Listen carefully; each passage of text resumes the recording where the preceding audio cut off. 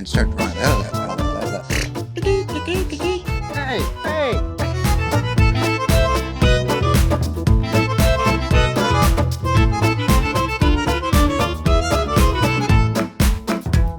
Hey everybody, welcome back. I'm Russ Edmonds, veteran story artist and animator, and today I want to talk to you about flexibility, really the flexibility of animals.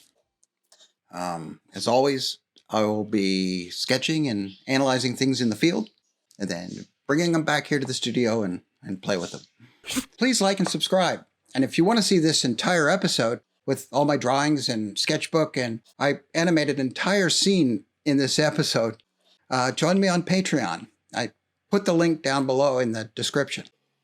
So there I've got chalk talks and animation tutorials with live animals, and we cover things like not just animation, but how to sketch and animal behavior and instinct. These are similar lectures that I gave at film institutes like UCLA and California Institute of the Arts, as well as at studios like Disney. Anyway, Patreon is my art community, so I hope to see you there. So let's get to it. We're going to look at 3 different animals today: a dog, a cat, and a horse. And we're going to look at how far they can flex their bodies. Now you might say, well, obviously the cat wins that one. Yes, definitely. The cat wins that prize for flexibility. But you'll be surprised how much we can get out of a dog and out of a horse. What I want to look at mostly, and what I want to analyze, is what is actually flexing and what's rigid. We have the rigid parts, like the skull and the chest, and then we have the neck, which is the squishy part. So let's go grab our sketchbooks, and we will meet out in the field. And so I'll see you there. Bye. What we're looking for today really is the division of body parts. So that's kind of our agenda. Let's look at where the rigid and the squishy parts all connect. All right, let's go. One way to understand the movement is to study the structure. Let's take a look at the dogs first, and then we'll examine the horses. Come here, guys. Let's show everybody my little Ellie. Okay. Now, what we know about dogs is you have the head, you have the chest, and you have the hips, right? And in between is all the flex parts. Right? Here, stand up here. Stand up. See? So what is that? The neck, the backbone, and the tail. That's the flexy parts. So when looking at them, or we could look at the bones would be the skull, and then the rib cage, and then the pelvis. Now in between, we have the neck and the neck bones, which is the cervical vertebrae. Now all these vertebrae are connected. It's one big piece, but they separate them thought-wise in science they separate the names. So this is the cervical vertebrae down to the thoracic vertebrae is right above the rib cage. So the thoracic doesn't really flex a lot because it's holding up the rib cage. And then you have the lumbar vertebrae back here, and that's that piece between the two. And then it goes to the coccygeal vertebrae, which is in the tail, comes off the pelvis. So the question is, how much can we flex her? She bends pretty good this way because it's all based on the size of this lumbar vertebrae and of her neck. And obviously her neck's going to really bend far. Here, show her. You bend up, and remember the back of the skull. The bones in the back of the skull is connected to the back of the head. So it's not It's not down low. It's not like we are, you know, connected straight down this way. It's connected in the back. So that's why you can set, her head can come way up here and it can go way down there. So you're being a good model. Yes, you are. If you understand where the body parts are, you can draw poses based on your knowledge, rather than relying on a model. Well, let's compare this to the horse.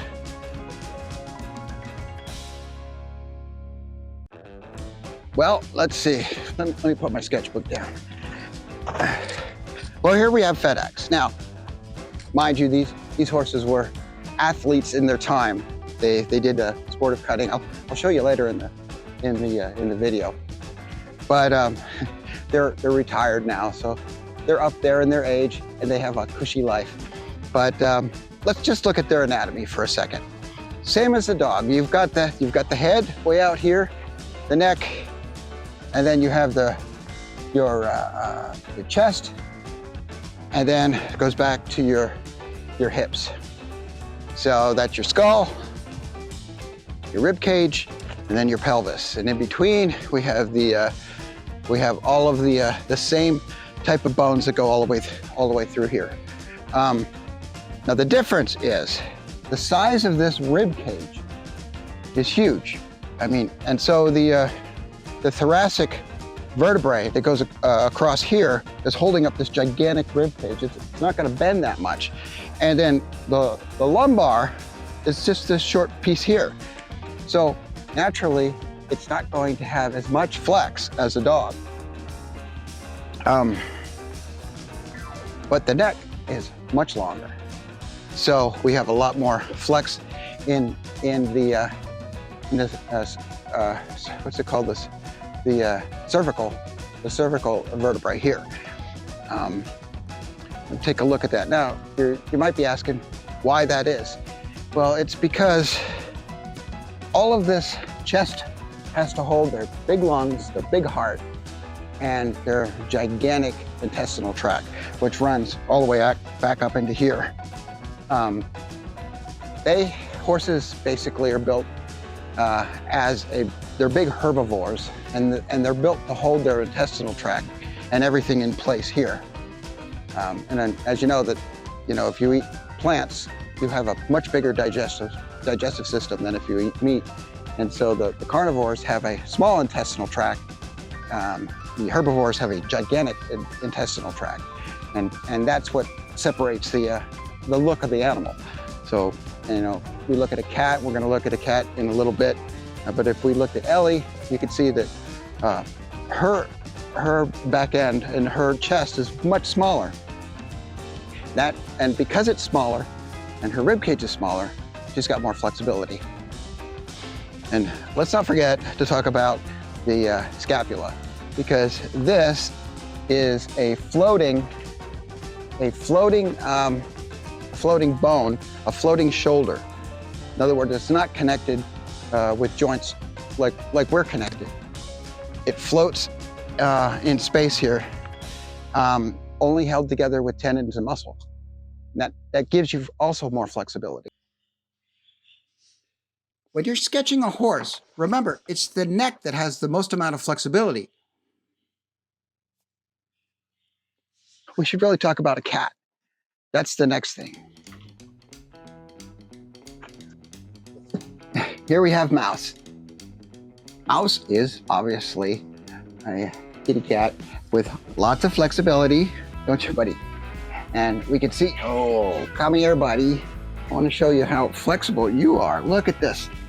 It's one big, long, flexing cat, and that is his lumbar region back here. Is so long, right? Look at the camera. And his rib cage is so short. It's so little. So you know that thoracic over the rib cage is really short, and that long lumbar into his coccygeal tail, which is incredibly squishy flex. And so love you. Yes, I do. So we can look at a cat and really think squash and stretch. So, oh, put him back. Anyway, I'm gonna do some sketches of him. When drawing a cat, it's the long backbone and floating shoulder that you should focus on for flexing. It gives the cat a huge movement advantage over other animals. Well, they're just standing around. Let me show you some clips of some flexibility. Here's Cody scratching his back and being a ham for camera.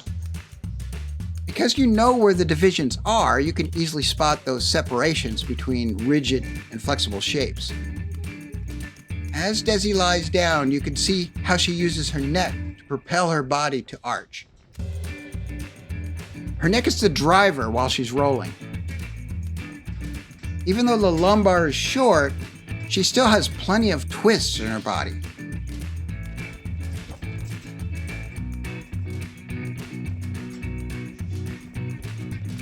Here you can see an extreme back bend. One long, beautiful line of action from tail to nose. Desi will do anything for a blade of grass. Now we have Mouse. You can see the stretch of those shoulders that helps him extend his legs.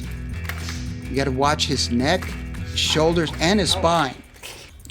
That long lumbar allows him to flex and twist his hips in one direction and then his chest in the other direction. Well, let's go back to the studio and take a look at this. Cody, Ellie, come on.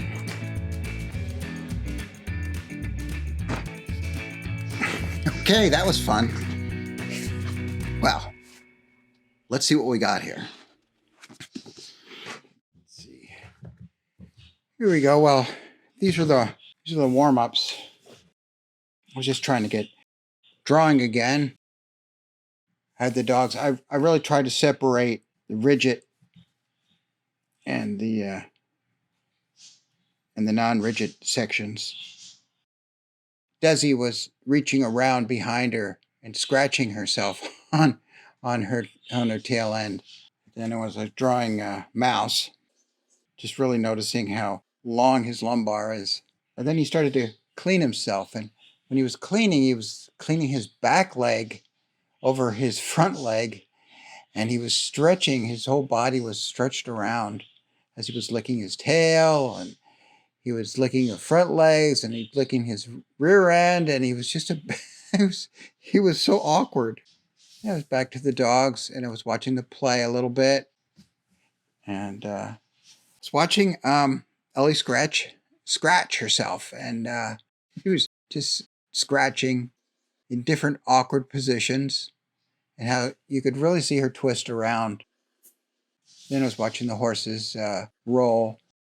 Desi again was really stretching and scratching her leg. Let's go to the drawing board. We can talk more about this. Now let's start with a comparison. First, I'll draw the basic skeletal structure of the horse. Now, we'll keep the rib cage the same size for all the animals. Then we can compare the other bones. Our dog, our cat. You can see the difference not only in the backbone lengths, but also in the leg bone lengths. And our cat. You can really see the difference in the lumbar vertebrae. Compare it to the dog and the horse. The cervical vertebrae are much shorter in the cat than the horse.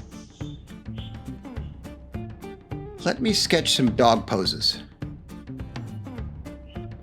Now, when I'm sketching from life, I keep my pen loose. I watch for that line of action and then push the pose past it. It may look like chicken scratch, but I'm looking for the dynamics and the flexing of the body and the legs. I can always draw over this pose and add correct anatomy, but you may miss the pose if you're concentrating on anatomy first. Look for those basic rigid shapes: the head, the chest, and the hips. And don't be afraid of perspective. Just move those rigid shapes up and down to fit the camera angle.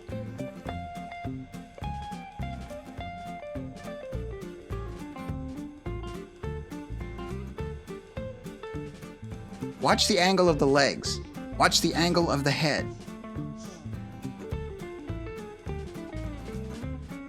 It's important to get those sketches down fast, to capture that gesture.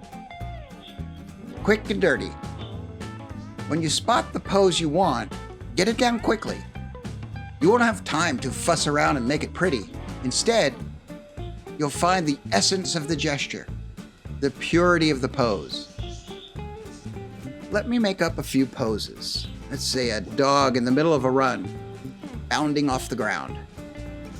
Lots of flex in the back and in the legs. I'll keep a strong line of action. A powerful push off the ground. You know, I'm thinking of gravity pulling down and the leg muscles pushing back up. Draw over those simple shapes and add some anatomy. You're basically fixing your chicken scratch. You'll notice I'm not drawing too far from the original sketch. I'm not redrawing the pose. I'm just tying them down, making them clear. I want to keep the life in the drawing. I find it better to cheat the anatomy than lose the life.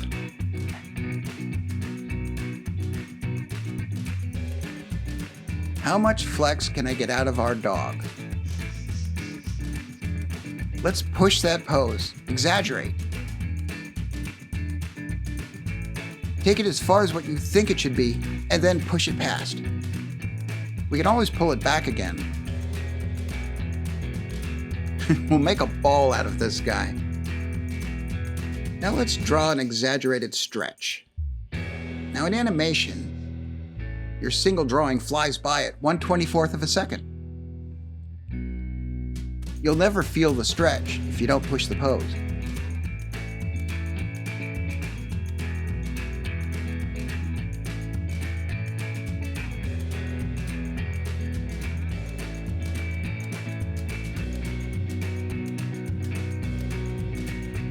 Let's sketch a twist. Overlap the head over the chest, and the chest over the hips, and twist the legs. And you can use this in a run or a jump, a squash or a stretch. Flex and twist the spine at the same time.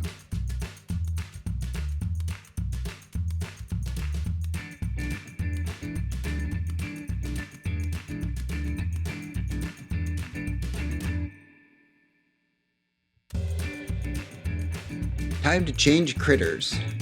A horse. It's all the same principle. You have a bigger chest, a shorter lumbar. You also have a longer neck and longer legs. Rigid and flexible parts. Play with the horse sketches the same way you play with the dog sketches. Now let's draw a little cutting pose. Legs spread in the back to keep its balance. Now I'm keeping it loose. I'm not worried about heavy anatomy. Now this horse is in the middle of a lope. If you have your proportions right, you're in pretty good shape.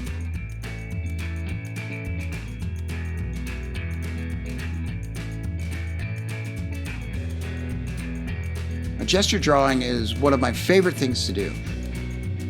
It keeps you observing. And you know what I think of observation.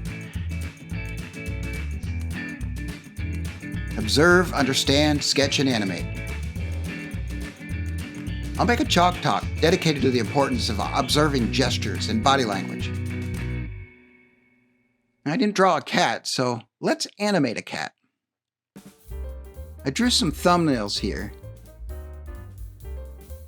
This cat is jumping to grab a toy or something. Runs in, jumps, misses the toy and falls backwards, but you know, as a cat falls backwards, it's going to want to twist and land on its feet because, you know, a cat will always land on its feet. This will push me to flex and twist the cat. I'll first start to scratch in a run. I'll use my first pose from the thumbnail to start. I'm going to animate straight ahead on 4s. Jump up, twist, fall. Jump up, twist, and fall.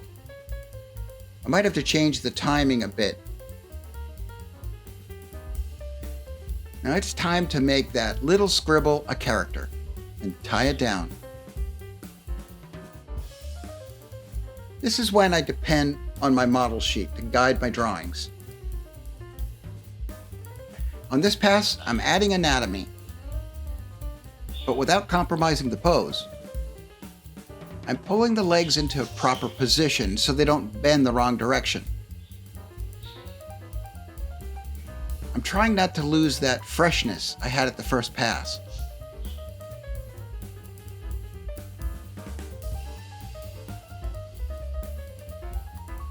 I want to track all the rigid parts. I want to make sure they arc and remain the same size.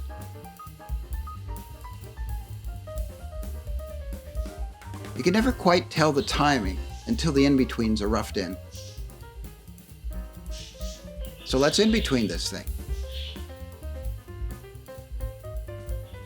We animated the whole thing on 4s. We need to in-between it down to at least 2s.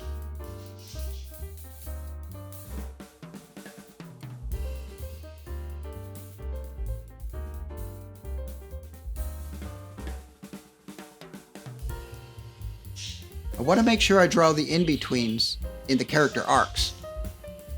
They should read clearly. The arc of the head, the body, the legs.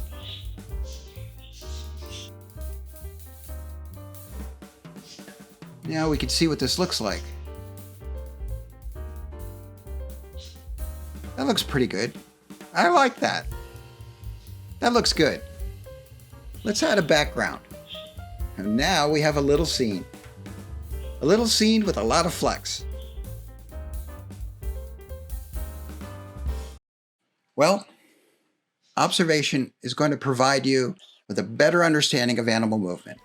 And in doing so, you'll be able to take your characters and make them act in a very believable way.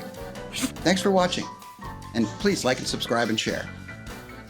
And if you want to see this entire episode with lots more drawing and less editing, join me on Patreon. There I've got tutorials and animal behavior stuff and chalk talks and whatnot. Anyway, the link's down below. And like I always say, until next time, observe, experience, sketch it down, and then bring it back to the studio and bring it to life in animation. And I'll see you soon. Bye.